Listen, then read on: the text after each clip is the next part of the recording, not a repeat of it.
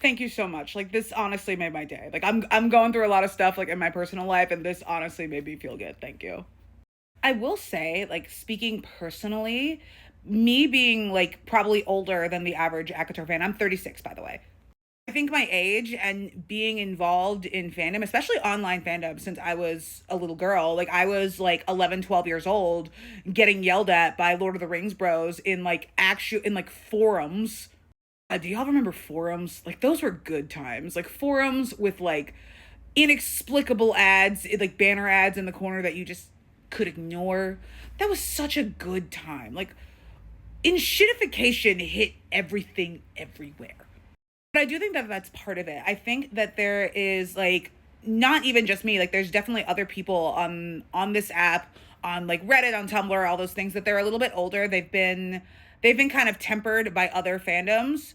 So like coming into a fandom as fraught as this one, we're just kind of like, as much as we're passionate about our opinions, we're just too employed for some shit. I do think that a lot of the ickiness and the bad behavior of certain pockets of the ACOTAR fandom, because I would never say that this is everybody in the ACOTAR fandom. I think it comes from some of these people are young, some of these people have not really been in nerdy fandom spaces, and as such have not learned the etiquette of like being online and talking to people and ship wars and all of that in with any real groundedness or anything, because like there are social rules to being part of online fandom. It just is what it is. There's social rules for any subculture because fandoms are subcultures. A fun fact about me, I actually took a class, like an English 101 class in college that was really, really steeped in anthropology. Like our English textbook was actually an anthropology textbook. And our term long project was study a subculture. Mine was the Lost fandom, and I got an A on the project. Thank you very much. Honestly, it was this fandom that taught me the etiquette around like talking to like people involved with the production online, dealing in ship war discourse and all of that stuff, because Lost was like probably one of the first internet fandoms. The first TV show that I could think of that had its own Wikipedia. It was Lostpedia, like the writers were consulting it.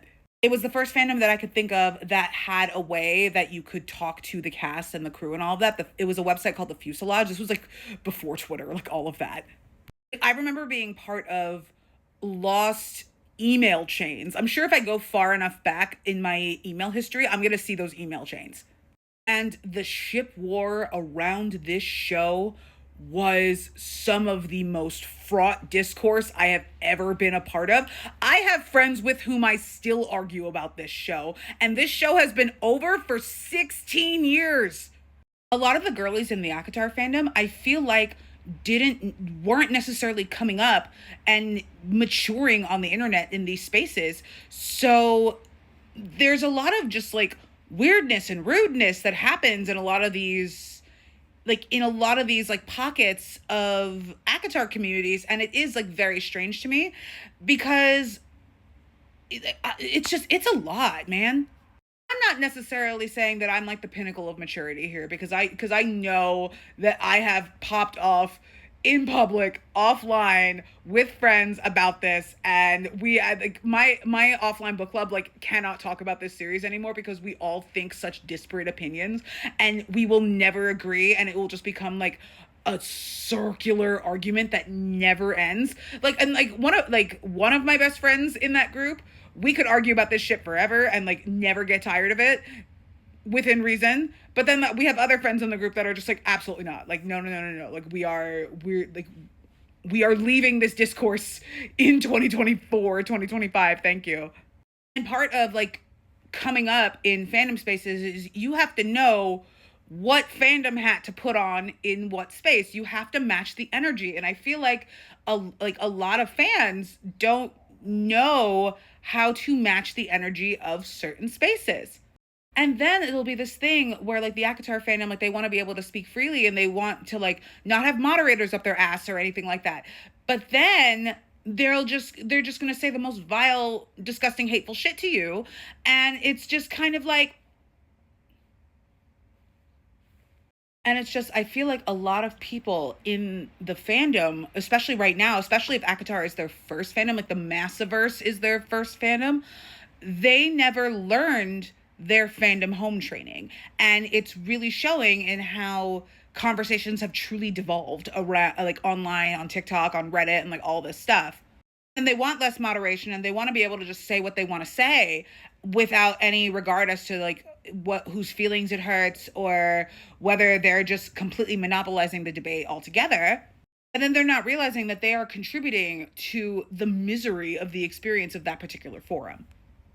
The reason why accessibility to this crew, to this cast, worked on places like the fuselage was because the level of moderation on the fuselage was out of this world. If you said something that was even remotely out of line, if you didn't think it was out of line, the moderators would be like, yo, like, you fucked up, like, we're not sending this on. It was that kind of like cutthroat moderation and devotion to reason and not being a creeper that I think helped keep that space as healthy as it was. I'm also gonna say I was like a teenager when that show was going when the show was going on. So if somebody older than me who was really involved in fuselage culture would like has a different opinion of the fuselage than me, please let me know. But I do think that there is something to be said about like fandom home training. And this is something that like every fandom I think experiences with people coming in and people coming out and all that stuff. Cause again, like this is a subculture. Like fandoms are subcultures, and the social rules are different between like the different fandoms, but you still have to learn your home training. And thank you very much for telling me that my home training, my fandom home training, is better than even I might think sometimes.